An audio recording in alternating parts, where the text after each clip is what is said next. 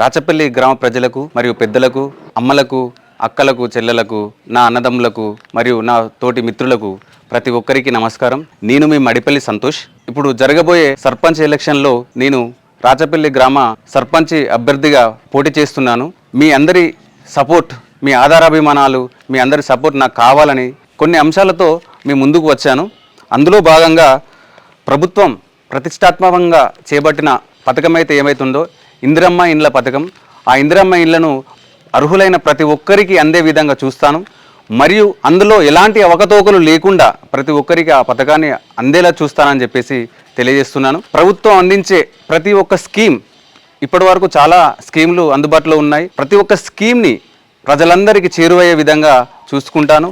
మరో విషయం ఏంటంటే కేంద్ర రాష్ట్ర ప్రభుత్వాలు అందించే ప్రతి ఒక్క లోన్, ప్రతి ఒక్క స్కీమ్ మన రాచపల్లి గ్రామ ప్రజలందరికీ అందుబాటులో ఉండే విధంగా నేను చూస్తానని మీకు తెలియజేస్తున్నాను.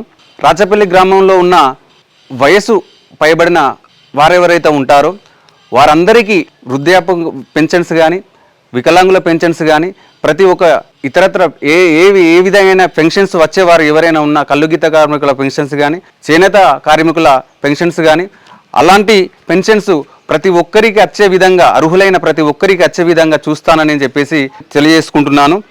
రాచపల్లి గ్రామంలో ఇంకో విషయం ఏంటంటే మన రాచపల్లి గ్రామానికి డబుల్ రోడ్డు లేదు, డబుల్ రోడ్డు సౌకర్యం లేదు. చుట్టుపక్కల అన్ని గ్రామాలలో డబుల్ రోడ్డు ఉన్నది. ఒక మన రాచపల్లి గ్రామం నాగంపేట నుండి ఊజనూరు వరకు రాచపల్లి గ్రామానికి డబుల్ రోడ్ లేదు. డబుల్ రోడ్ నిర్మాణానికై నేను కృషి చేస్తానని చెప్పేసి ఈ సందర్భంగా రాచపల్లి ప్రజలందరికీ నేను తెలియజేస్తున్నాను.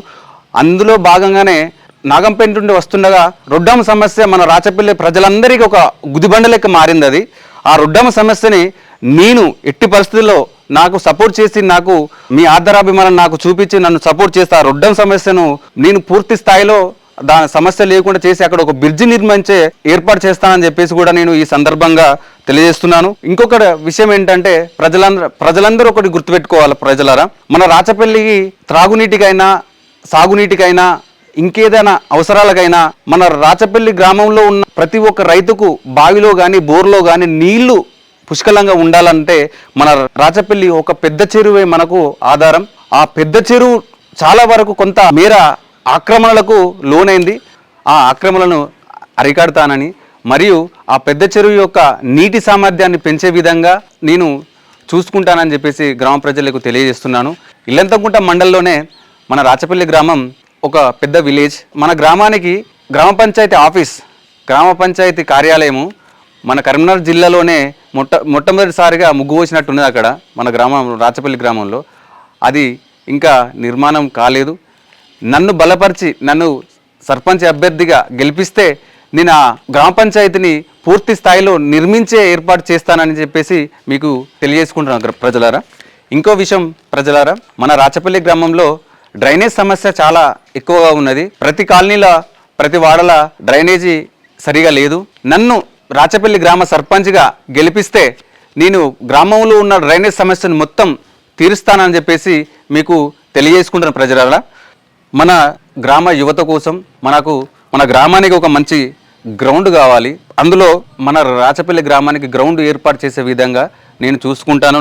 అంతేకాకుండా మనం ప్రతి సంవత్సరం మన రాష్ట్ర పండుగగా మన బతుకమ్మ పండుగను నిర్వహించుకున్న క్రమంలో బతుకమ్మను నిమజ్జనం చేయడానికి మనకు సరైన ఘాట్ లేదు. రాచపల్లి ప్రజలందరికీ ఒకటే నా విన్నపము, మన రాచపల్లి గ్రామంలో ఉన్న ఆడపడుచులందరికీ, నా అక్కలకు, నా చెల్లెళ్లకు, వారికి కాలుకు మట్టంటకుండా ఆ బతుకమ్మ తల్లిని మన చెరువులో నిమజ్జనం చేసే విధంగా ఘాట్ నిర్మిస్తానని, మరియు ఒకటే రాచపల్లి గ్రామ ప్రజలందరూ ఒకటే కాడ ఆడుకునే విధంగా గ్రౌండ్ నిర్మిస్తానని చెప్పేసి నేను ఈరోజు మీకు తెలియపరచుకుంటున్నాను.